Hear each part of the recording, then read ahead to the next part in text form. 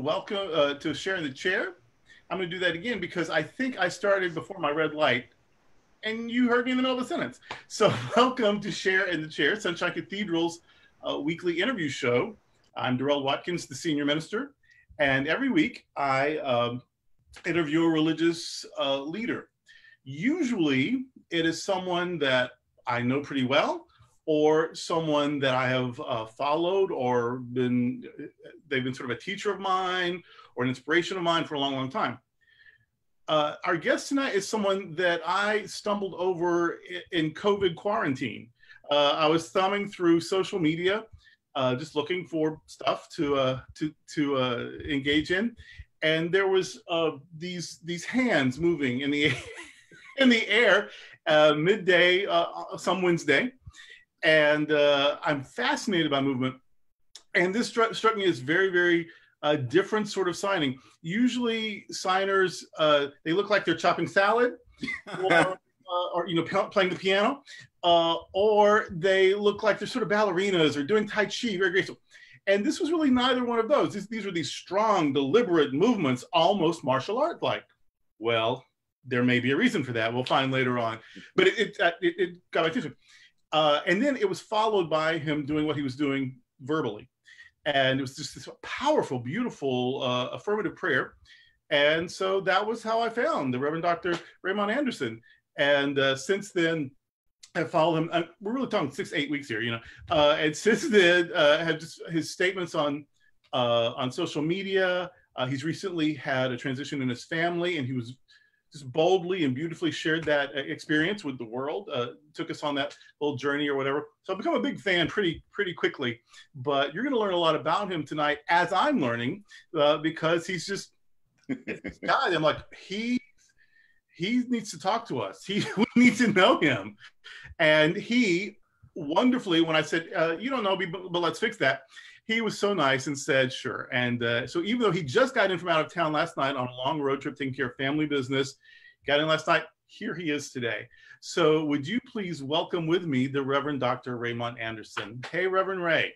Thank you. It is a pleasure to be here with everyone and you and your husband, and I'm honored beyond words. Thank you. So I don't know if you got a chance to look at them. I sent a little preview of what we might be talking about tonight, but we're not constrained to that. It's all fluid. We'll go where we go. But those are the things that I immediately thought we would talk about. Okay. And one of them is apparently you have taken or taught a course in every subject ever. That's accurate. You have degrees in art and art education and theater pedagogy and metaphysics and theology. You do ASL. You're a martial artist. Come to find out, you've actually explored, maybe even mastered multiple of those arts. Another thing I actually saw in the quarantine is I don't know if you were just doing it like sort of with us, or it seemed like you were teaching us yoga. Well, you were teaching them. I made no effort, but you were doing some kind of yoga.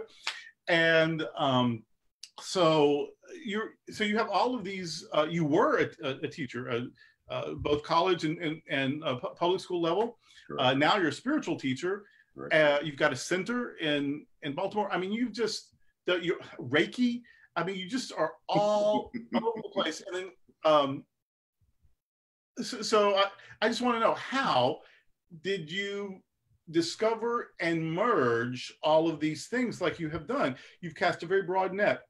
And yet the way you present it, it seems sort of seamless, like it was always a thing. But it was actually a lot of things that have become a thing as you present it. And I just want you to share that. That has to be a fascinating story. So please share it with me.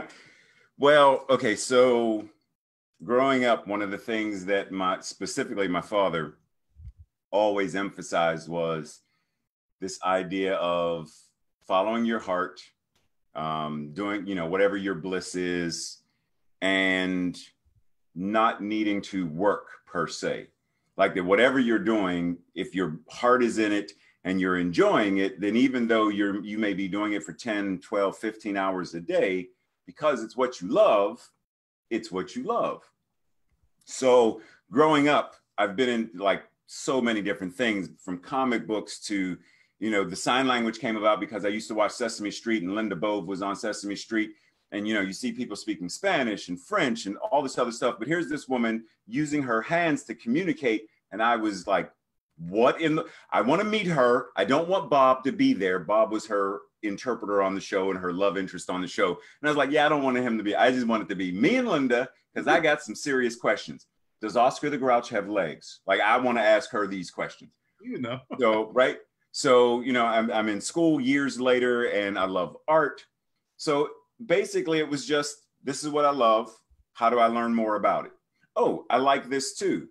You know what? It's interesting that so many visual arts, martial arts, language arts, like it's just interesting that everything that came before me has some form of creative expression or a creative side to it. So they weren't purposefully blended into one life. Mm-hmm. It's just, I love this and I love this and I love this. I put them all on the plate and it just turned into a very delicious meal. And it's, I love it because it's the way life is. I think sometimes we think, okay, I've planted my flag here, so now I've got to behave this way. Yeah. I've got to present this way. I've got to talk this way because this is what I told people I am. Right. And exactly. Those people wind up being very grouchy because, you know, eventually they feel trapped and miserable. And so the wonderful thing about how you are presenting and leading is that you're sort of showing people you can follow the path, you know, and the path is winding and sometimes there's, you know, it goes in 2 or 3 different directions. You get to pick one. And if you don't like it, you can backtrack and pick another one. So it's the way life is, but it is not always the way leadership is.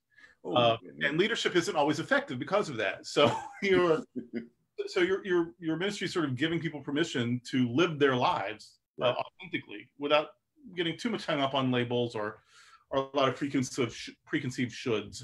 Right. The interesting thing is, so when I was a public school teacher the first time, Pittsburgh, Pennsylvania, I taught art. And I used to be one of those grumpy people because I was following that this is how teachers are supposed to be. You have to be stern. You have to be strict. Don't let the children see that you're weak, especially when it's middle school. Like you have to. And it wasn't working for me.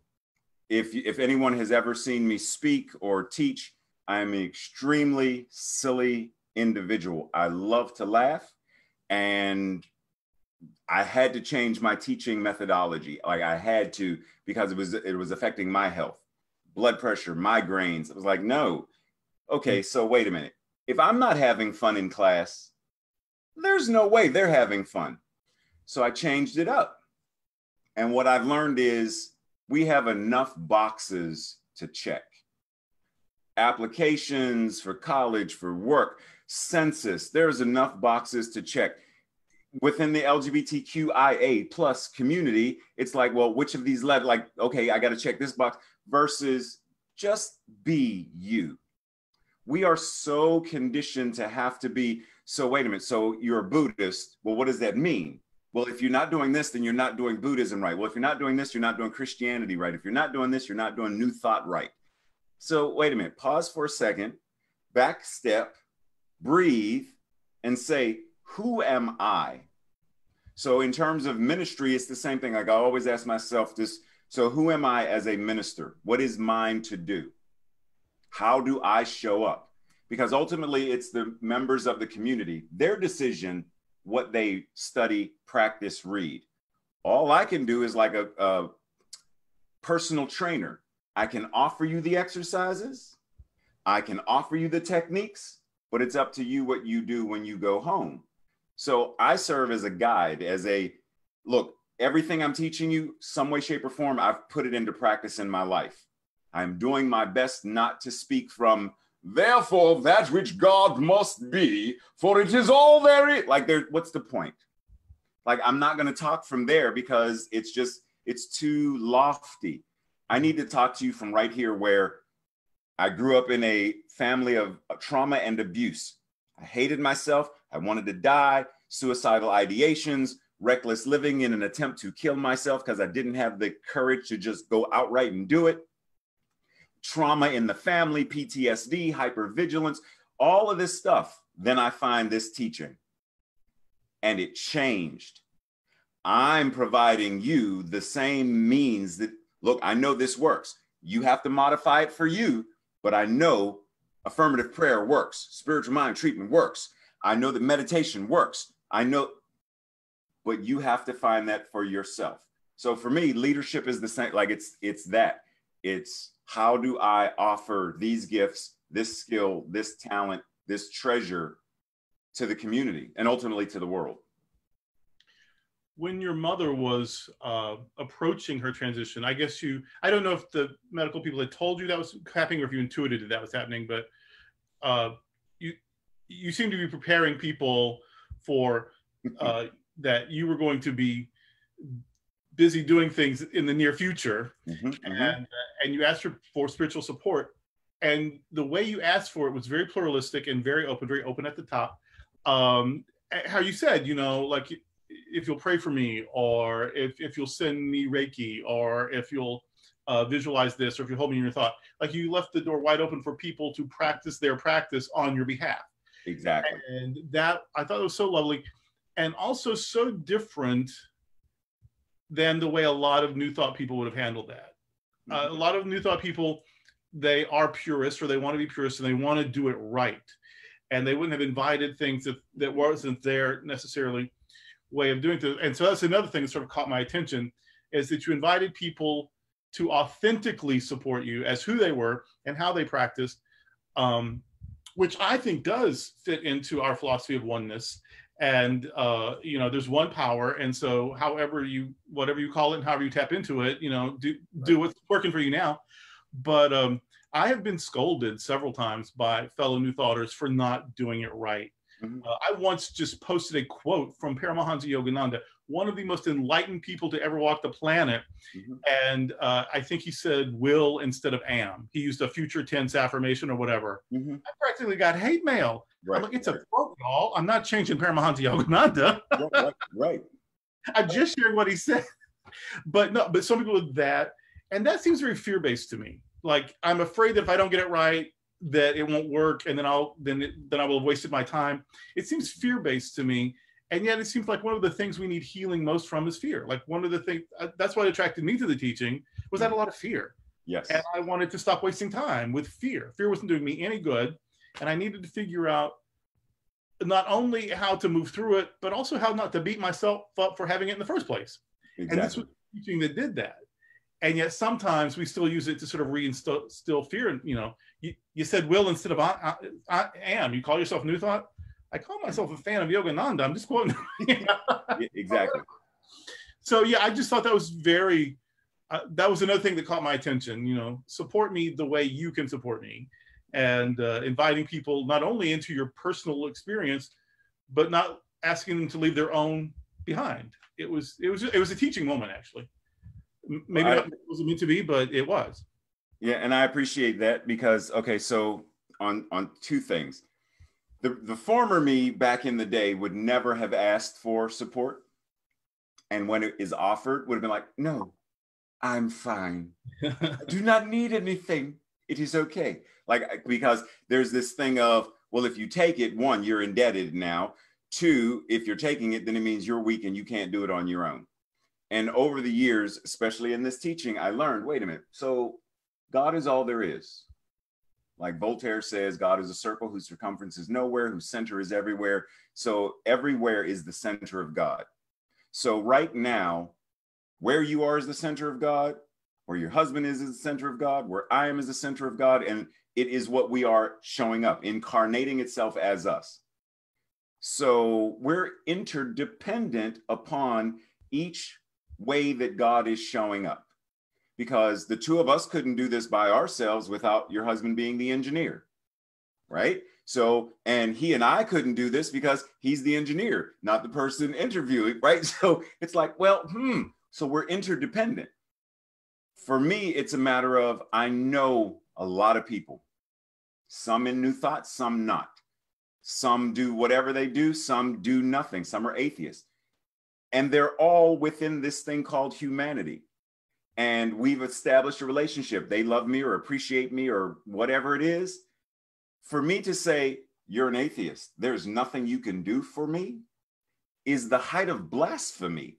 you're shutting God off and shutting God down. Whether they believe in God the way I do or not isn't the point. I know that what they are is a divine incarnation of the one. And if I say, no, thank you, I'm saying, no, thank you, God. I'm the one shutting that off. So if you're saying, as an atheist, what I want to do is hold you in my thoughts, hold you in my heart, I appreciate you for that. Thank you. Because you could say, I ain't doing nothing for you. I don't even care about you. But you're willing to spend a minute or 2 minutes, 30 seconds a day thinking about me.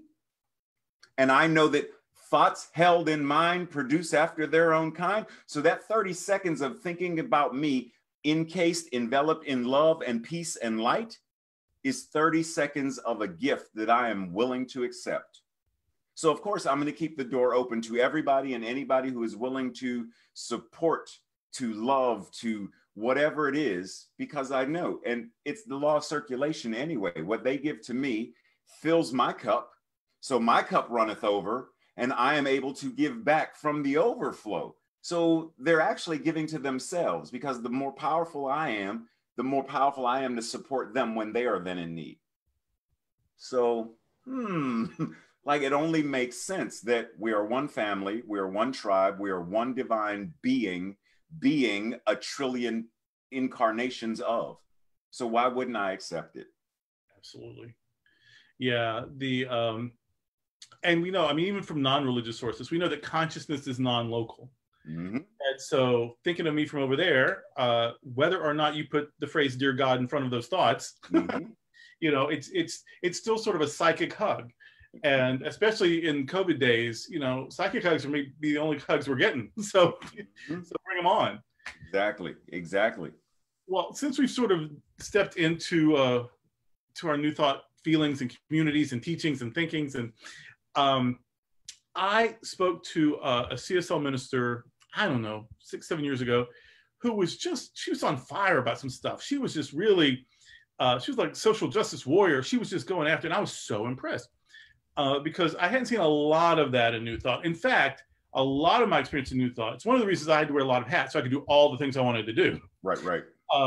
That to make those sort of declarative statements about issues would have been, once upon a time, judged as being judgmental. You're making a judgment. You're not, you know, how can you sort of rail against this inequity, this systemic problem or whatever, because that to do so is to judge it bad, and you're not seeing God in it. And how can you let God shine through it if you're, you know, so there's all the way of sort of shutting down and P.S. I see that it's not working and it's, you know, and people are being hurt, and I don't know how you don't say.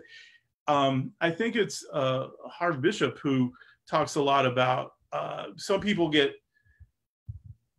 take it in a wrong direction, and they let the teaching keep them from being compassionate. Yep. or they develop sort of a bootstrap philosophy, forgetting that not everyone gets a pair of boots, and so that's, you know, that's not necessary. And so now there's Harv Bishop I'm reading. I'm like, oh, where did he come from? And there was this other CSL lady. And so I said something to her. She's another one of those friends. I saw her on Facebook. She's doing amazing things. I'm like, hey, I like you. Can we be buddies? And right. And we are to this day. And she said she went to an Asilamar retreat, and it was actually one of the leaders that challenged them. They had like some beautiful meditation. And at the end, the leader said, now we've got to get off the meditation cushion and do something. Right. Amen. So they were like holding, I don't know, some conflict, you know, in meditation, or some, you know, disaster in the world or some disease or whatever. And they were doing their work. And it was like, now, and now what? And she said that really just struck home for her. And she really started doing the work then. And I've just seen more and more of that. And I see that on your social media. And I've, the entire New Thought community, the Universal Foundation for Better Living, that actually sort of exists in response to racism within New Thought. Right. And they're doing great things now and healing people. And so there's, and then of course we know from our history that a lot of our pioneers were feminist and even socialist. Right. And so all this is exciting, but there also seems, just like in the Warrior Society, seems to be a little backlash right now to that too. Mm-hmm. And some of the most mean-spirited and even racist things I've heard in a long time, I'm hearing from New Thoughters. Yeah. And, you know, I'm not a sociologist, I'm not a clinician, I'm not a political scientist. I don't know exactly what to do with all that, other than I'm noticing it. And I've got you with me, so I'm like, well, maybe he can do something with it. What do you make of all that? Like, some of the best and some of the worst stuff happening is from the same community. Right, right. So, so in my mind, like one of the things that I often do for me is make God personal. So, because we often talk about, you know, God out there, even though we're New Thought, we still reference a masculine deity, very rarely, or it has to have a gender at all. So it's Father, Mother, God, versus, well, why can't God just be it or they, or just thinking outside of the box, have diversity and variations to be completely inclusive of all the ways that God shows up. And so for me, I go to that passage, physician, heal thyself. Okay, take physician and put what we are, meta, physician, heal thyself. Well, what does that mean? First, take the meta back off, physician, heal thyself. We know that there are a lot of MDs who malpractice is a regular thing for them. They don't care about their patients. They got a degree, they went through the school, they got the training, they have the skill, but they don't have the heart, or they don't have, there's something that's not there. Well, why would that be any different within ministerial? So you have to backtrack and say, well, okay, so what is that about then? What motivated you to become a physician? What motivated you to become a metaphysician? And once you're there, don't you still have to do something to stay up to date with the latest technology in the field of podiatry? Like, don't you go to conferences to find out new ways to keep people on their feet? Like, don't you have to study new ways to do brain scans and x-rays that are less radioactive? Like, do you not keep abreast of the latest and greatest technological anatomical studies? Yeah, okay, so if they're doing it, shouldn't we be doing it too? Okay, so are we? Like you mentioned, Ernest Holmes talks about being open at the top.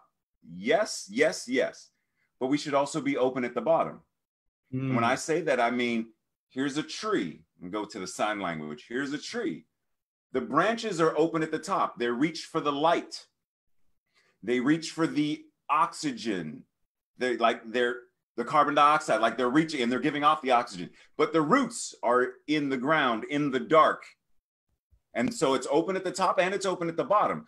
We deny the shadow. We deny darkness. Everything's about light. Everything is about think positive, be positive, don't be negative. But I guarantee you, if I pull up a battery, does the battery not have a positive charge and a negative charge? So when we deny the negative, we're denying the darkness, the feminine, the intuitive. If we're going to really be open at the top, then let's start saying, wait a minute, let's encompass it all. How do we reframe our language so we're not denying the negative, we're not denying the darkness, we're not denying the shadow, because they are also necessary in reference to a full spiritual practice.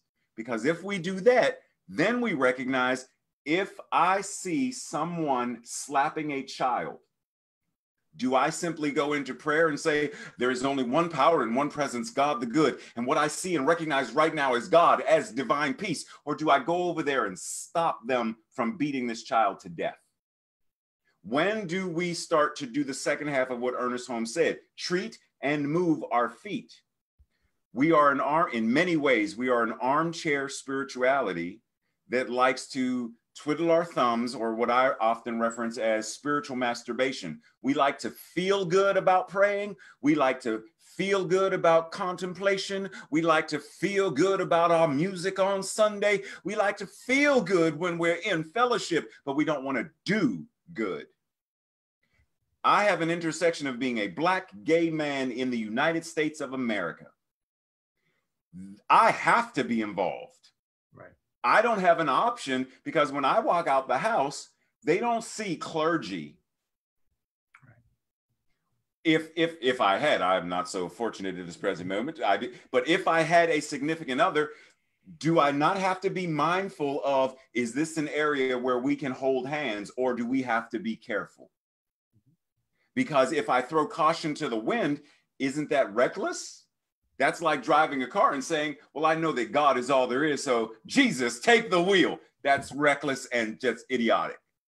So how, is that not the same? If I'm holding my lover's hand and I know we're in an area where you may be inviting, yes, and I understand on the level of consciousness, well, you shouldn't be, and like Nina Simone said, that true freedom is what? It is being without fear. And I'm not saying that this has to be fear-based, but it is being cautious. It is, I am recognizing that there are people who want to do us harm. I'm not going to invite them. I'm not going to open my front door and say, hello, ladies and gentlemen in the neighborhood, anybody who wants to come in and rob us, I'm going to be leaving the front door open and unlocked from the hours of 12 noon to 6 p.m. Like, I'm not going to invite it. If we're going to be about this spiritual practice called New Thought, then as a movement, we really need to start pushing buttons and challenging colleagues who have grown complacent and comfortable with spiritual bypass, spiritual malpractice, and spiritual masturbation. Because sometimes it's rolling up our sleeves, it's getting dirty, because the garden work isn't going to get done just by prayer. Right. Cleaning the kitchen isn't going to get done just by me standing in the middle of the kitchen and praying the dust away. Right. So what makes me think if I can't pray the dust away, the dust ain't hurting nobody. The dust ain't jumping up strangling the cat. Right. The dust is just being dust. And if I'm not praying the dust away, then what makes me think I can just pray racism away and just pray homophobia away and just pray transphobia away? I can't pray the dust away, but I can pray this away. We haven't prayed it away in 100 years of religious science yet. So we may want to start doing the move our feet piece. Yeah. Well, and we know what God does for us, God does through us. Some of our most powerfully, miraculously answered prayers are the prayers that we become the answers to. Exactly. And so I think in theory, everyone agrees with that.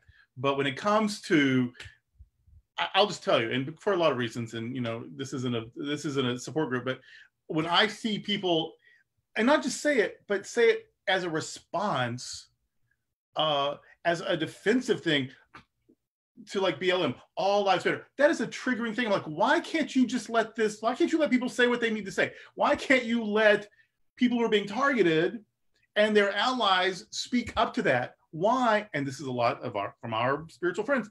They will respond to, well, all lives. Well, of course. Why? But why aren't you paying attention? Context is everything. Why people are being hurt, people are being killed, and they're saying these lives are being snuffed out mattered. Why can't you just say that? In fact, let them say that. In fact, why can't you join them? Why is there any defensiveness at all?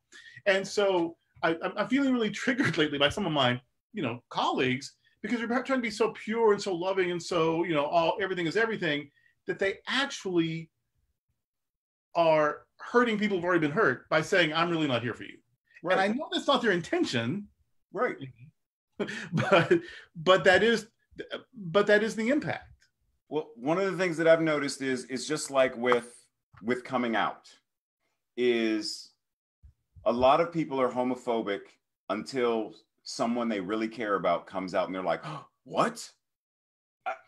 And then they have to go through the cognitive dissonance of, well, wait a minute. What does this mean? What does this mean? How do and they have to reframe, reinvent for themselves, because if they're willing to keep this person in their lives, they have to change up.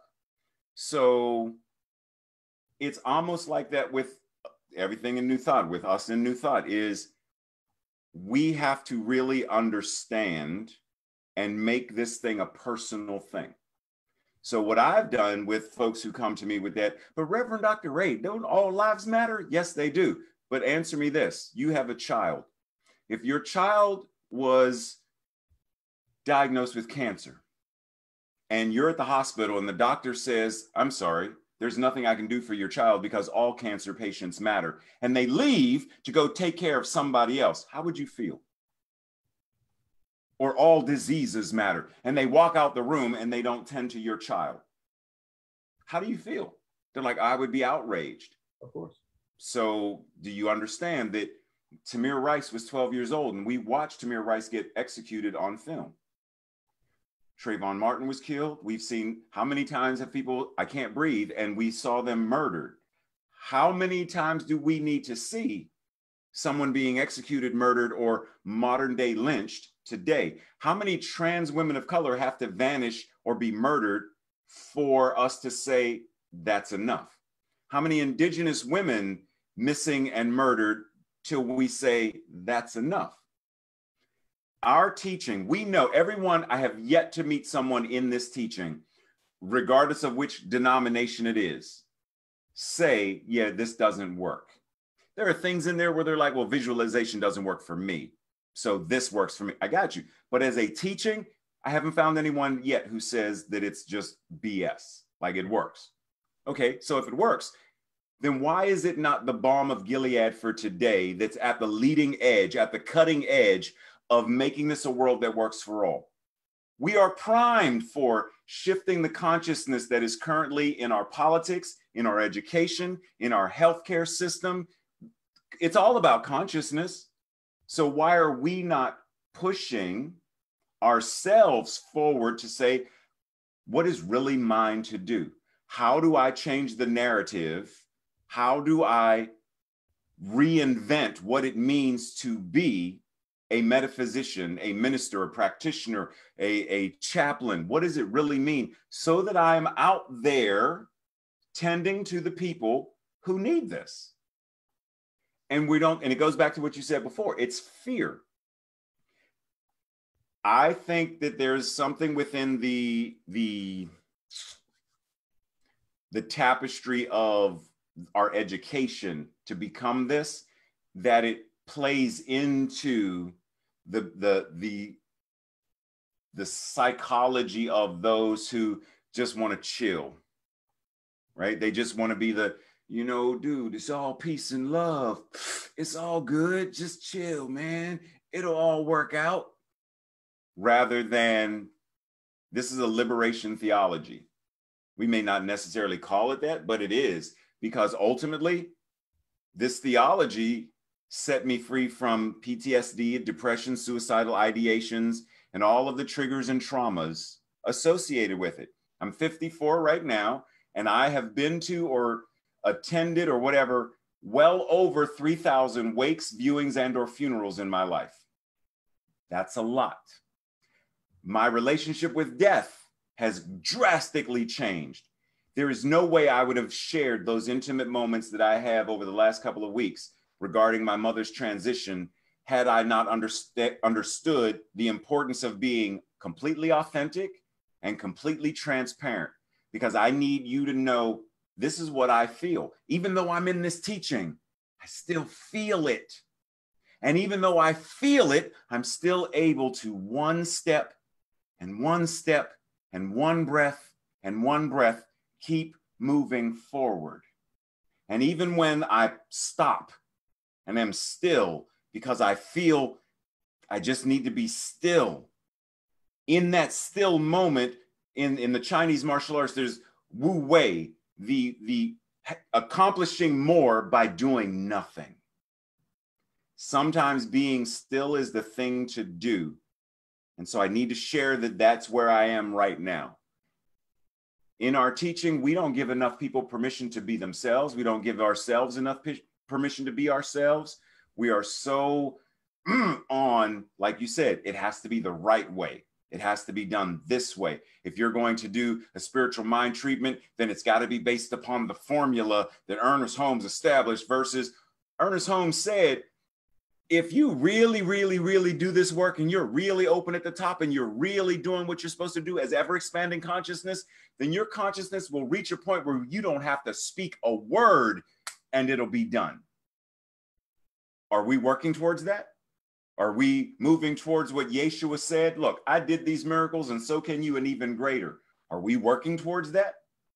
Or are we comfortable and complacent, like, I feel good. You feel good? You good? You good, Reverend Dr. Durrell? You good? We good? It's all good. Let's just wave our rainbow flag and placate folks and pretend that everything's fine, but we know it really isn't.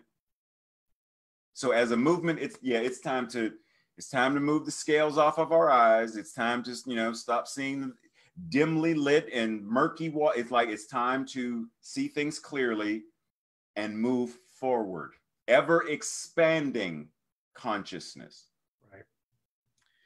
RuPaul, the prophet RuPaul, challenges us to step something up. And it is always time, and especially now, we just need it for everyone to just step it up a little bit. All right, we took people to, let's walk them back a little bit to a softer place. We pushed pretty hard. Let's walk them back to a fun place. You're wearing a thing. You're wearing the Superman logo there. But I also sometimes will see you in a Spider-Man. I'm like, wait a minute, that's a different universe. Wait a minute. What like are you're not a Marvel purist? I mean, I could get it. I could get if you were a DC heretic, but you're like both sides of the fence. What? So what's all that about? Okay, so first, I'm surrounded by the Avengers and Matrix, Black Panther and Blade, Black Panther, Yoda, Dumbledore, like Doctor Strange. Yeah, so even your fantasies are open at the top. God. For me, this is scripture, right? So if I say that I am a New Thought minister, do I relegate myself only to the Science of Mind textbook? Or do I say Paramahansa Yogananda is like, it's valid, it's scripture, it's meaningful? Do I not read his material? Do I not listen to Eckhart Tolle? Do I not read the Buddhist sutras? If I'm going to be a minister who is working towards a world that works for all, do I not connect to minister to everybody? So for me, superheroes have always been like growing up in an abusive household where drugs, alcoholism, like it was a big thing. So my escape was comic books. In terms of the DC universe, it's the Trinity. There's a couple extras out there, but it's the Trinity: Superman, Batman, and Wonder Woman. Those are my three for DC. Marvel, on the other hand, there's a plethora of Silver Surfer, the Phoenix, Charles Xavier, Wolverine for various reasons, Doctor Strange for various reasons. Each one represents a certain archetype for me. And as that archetype, it's what is the lesson that they are offering or affording me? And it's like, okay, so for example, you mentioned Spider-Man. What did Uncle Ben teach him that was the catalyst that made him become Spider-Man? With great power comes great responsibility. Well, that's straight out the Bible. To whom much is given, much is required. But okay, so if you have this power as a minister, as a teacher, as an educator, as a leader, as a physician, if you have this responsibility, you have this power, what are you doing with it? If you're not making the world a better place, if you're not helping to lighten someone's load, brighten somebody's candle, their inner flame of magnificence, then like, what are you doing? There's no point. And for me, each of these offers some kind of insight or lesson. Yoda says, so luminous beings are we, not this crude matter. So what does that mean? We are far more than just the flesh. That which the force is, it infuses, it shows up as in and through all things. And when you yield and let God be God, or as Luke Skywalker, use the force, yield, let God be God as you, and you'll be able to fire those torpedoes and get rid of the Death Star. Let God be God as you. Close your eyes, trust the force, trust source. In one of the iterations of the Star Wars, there was Chirrut Imwe, who was force sensitive, and he said, I am one with the force and the force is with me. And I heard, I am the force and the force is me.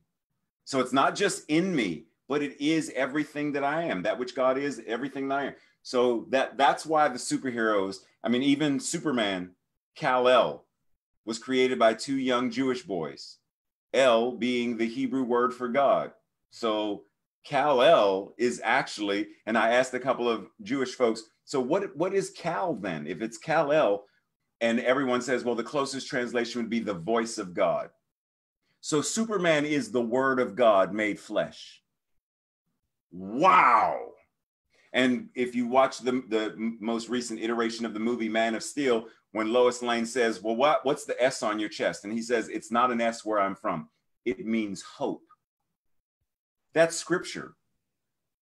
Comic books, movies such as this, it's a modern day mythology. It's modern day storytelling. So everything that I watch it through a metaphysical lens of what is this offering me as a lesson to deepen my spiritual practice, to deepen my spiritual awareness, to make me even more open at the top and open at the bottom so that I can step further forward into what it means to live as divine magnificence. What does that mean? Like you said, the guru RuPaul said, look, step it up, turn up the volume, turn up the light, turn up your magnificence. However that is for you, turn it up.